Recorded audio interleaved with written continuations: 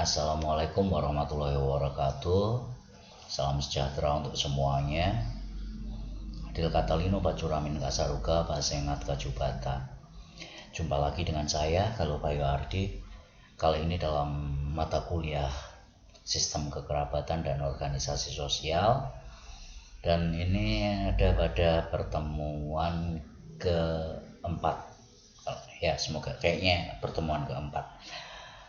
Oke, kali ini dalam mata kuliah organisasi sosial dan kekerabatan ini saya sedikit akan melompat karena ini terlintas dalam pikiran saya untuk untuk turut menjelaskan bahwa organisasi sosial atau interaksi sosial di mana kaitannya dengan keluarga, kerabat dan juga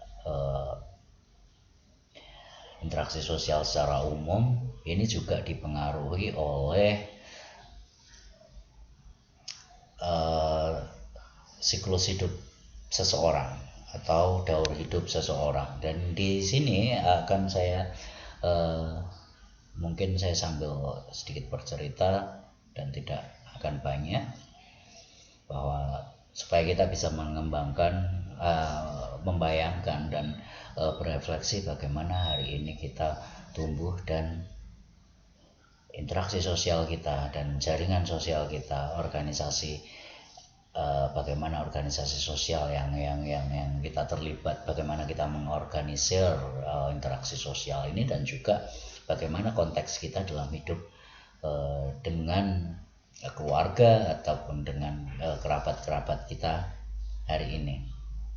Oke, kita langsung saja pada tulisan desain juga terburu-buru. Di sini kita melihat tahap kehidupan individu dan lingkungan sosialnya. Oke, di sini pada konteks pertama kali kita hidup atau kita lahir dan masa kanak-kanak, kita memiliki lingkup sosial yang sangat terbatas. Dan lingkup sosial yang paling pertama itu adalah keluarga. Mengapa demikian? Karena pada saat kita tumbuh pertama, pada saat kita tumbuh pada masa bayi, balita, kemudian anak-anak, lingkup sosial kita itu adalah keluarga atau kerabat. Jadi di situ kita benar-benar karena masih tergantung pada ibu, lalu kemudian kita juga karena masih belum terlalu luas jangkauannya, kita hanya dengan orang-orang sekitar di rumah saudara atau di sekitar tempat tinggal. Walaupun ketika mulai muncul kemudian tumbuh menjadi anak-anak, mulai perlahan-lahan kita keluar dari rumah atau bermain di luar rumah bersama tetangga-tetangga kita bersama, atau biasanya kalau misalnya tempat tinggal kita masih di dusun atau perkampungan, itu mungkin satu dusun juga masih satu kerabat, satu keluarga. Tapi paling tidak kita tetangga kiri kanan rumah kita mulai berinteraksi dengan mereka. Dan ini juga coba kita sambil membayangkan masa kecil kita. Oke, kemudian kita muncul konsep baru dalam tahap kehidupan ini. Pada masa agraris dulu, kita bayangkan bahwa setiap orang itu tidak mengalami tahapan kehidupan atau siklus hidup itu hanya anak-anak lalu kemudian dewasa. Karena kesenjangan antara masa anak-anak dengan masa untuk mandiri itu dulu memang langsung, begitu tampak dewasa seseorang langsung dianggap dewasa, diberikan tanah, lalu kemudian dibangunkan rumah dan kemudian dinikahkan, dan mereka mengolah tanah itu langsung menjadi dewasa tiba-tiba.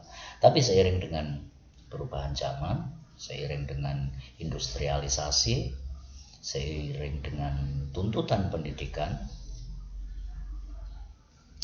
muncul klasifikasi dulu sekitar tahun 70-an, remaja. Remaja adalah masa di mana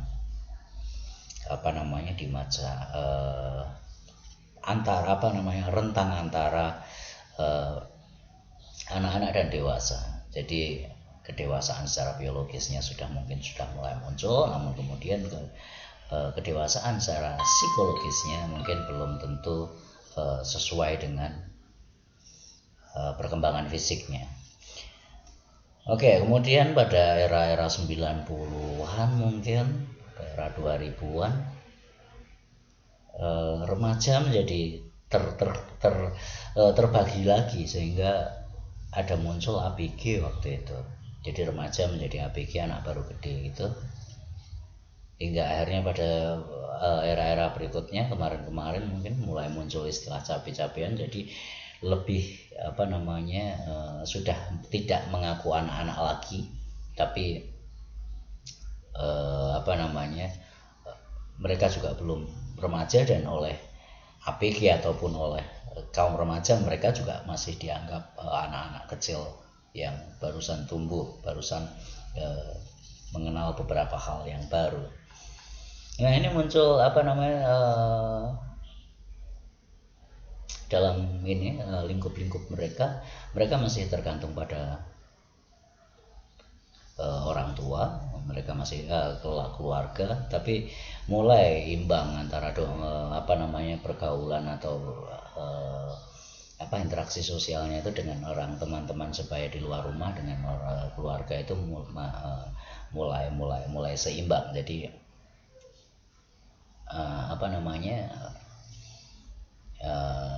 dan di sini juga, di masa-masa ini juga, misalnya beberapa di antara mereka juga terdapat perbedaan pendapat antara seorang remaja, seorang ABG ini dengan orang tua, walaupun memang masih tergantung. Dan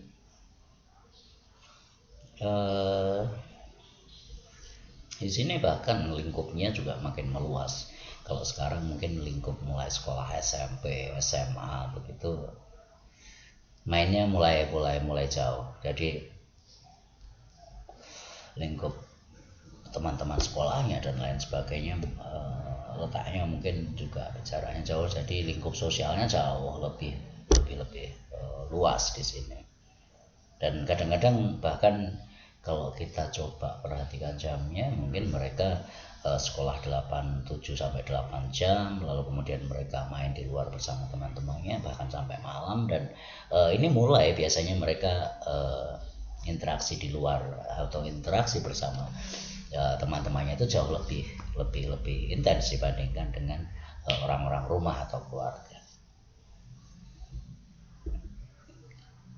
Oke. Kemudian di sini kita bisa melihat, ya, kita merasakan masa yang dewasa, dan kedewasaan ini ditandai dengan kemandirian, lalu kemudian kemampuan untuk mengambil keputusan sendiri dan tidak terlalu banyak dipengaruhi keluarga, dan sudah bisa menentukan jalan hidupnya, apa yang akan dilakukan, dan akan berada di mana, dia akan berada di luar rumah dan atau masih di dalam rumah. Dan lingkup sosialnya ini juga memiliki, dan kadang tidak semakin luas tapi justru menyempit. Namun demikian seseorang yang sudah dewasa ini bisa dikatakan sudah memiliki peran sosial di masyarakat, dalam arti mereka mulai bekerja atau mereka ada kelompok. Misalnya biasanya di sini kita bayangkan tempat kerja, atau mungkin ketika kuliah mereka juga terbatas, tidak sebanyak atau seintens ketika orang dengan teman-teman seperti waktu SMA dan mungkin ketika kuliah, terutama ketika menjelang kuliah itu selesai. Oke, kemudian di sini ada salah satu siklus lagi. Di sini seorang mulai menyempit, munculnya sebuah keluarga dengan pernikahan, ada semacam jaring kekerabatan yang baru dalam lingkup yang paling kecil. Dan di sini juga merupakan untuk beberapa, saya kurang tahu kalau hari ini, tapi kalau pada masa lalu dan secara mendasar ini masih pernikahan ini tidak hanya pertemuan antara atau sebuah hubungan baru yang dilaksanakan hanya dua orang, laki-laki dan perempuan saja. Namun demikian pada dasarnya dan selama ini masih umum bahwa pernikahan tersebut sebetulnya adalah pertemuan keluarga besar yang baru. Jadi kadang-kadang ada masalah jodoh, disetujui atau tidaknya, dan kita belum semodern orang-orang barat, walaupun sudah ada yang misalnya semuanya memilih sendiri dan ini membentuk keluarga atau bagian keluarga baru. Kemudian siklus hidup berikutnya adalah kematian di sini. Nah, dalam kematian ini peran sosial dan status sosial seseorang juga akan nampak. Upacara kematian yang seperti apa, lalu kemudian yang melayat itu siapa saja, atau yang bertakziah itu siapa saja, dan kadang-kadang juga kiriman karangan bunganya dari institusi-institusi yang semacam apa, seperti itu juga dapat menunjukkan status sosial selama beliaunya masih hidup. Oke, ini seperti yang saya katakan tadi, sebetulnya terjadi perubahan yang cukup dalam relasi sosial ini karena munculnya tahap-tahap dalam kehidupan agraris, lingkup sosialnya ya anak-anak dewasa. Tapi kemudian pada masa industrialis, anak-anak muncul istilah remaja. Kesenjangan antara anak-anak dengan dewasa itu semakin hari semakin panjang, seperti saya katakan tadi, munculnya selain remaja muncul ABG, kemudian muncul istilah cape-capean dan lain sebagainya tadi, dan entah nanti akan perkembangannya akan seperti apa, bisa kita amati berikutnya. Oke, dan jika Anda pernah mendengar istilah liminalitas, itu ada, setiap orang itu selalu mengalami pengalaman peralihan atau ambang batas di sini. Nah, seperti misalnya liminalitas masyarakat menuju masa anak-anak menuju dewasa, muncul kelompok-kelompok liminal seperti tadi yang saya katakan remaja. Jadi remaja itu sebagai masa liminal atau sejak sejak dulu dikatakan masa-masa pancaroba atau masa perubahan. Anak-anak sudah tidak, dewasa belum. Lalu kemudian ada liminalitas pada masa lajang, masa berkeluarga, masa produktif, masa tua.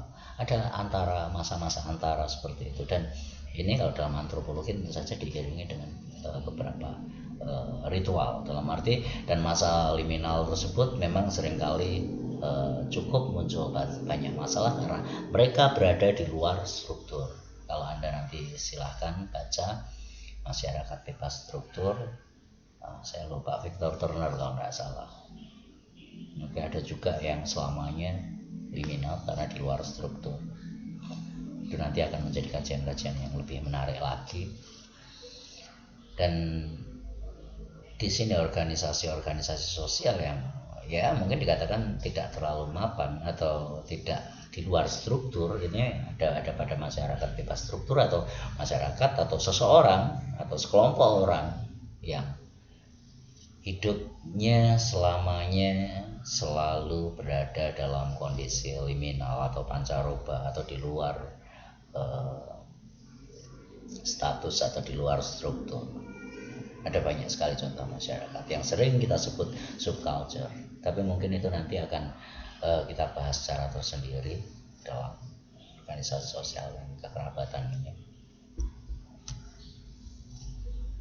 Nah, di sini juga mungkin silahkan, saya hanya memancing seandainya ada diskusi atau renungan, atau mungkin akan menjadi tugas-tugas nasa ambang dalam siklus kehidupan. Di sini ritual di setiap siklus kehidupan,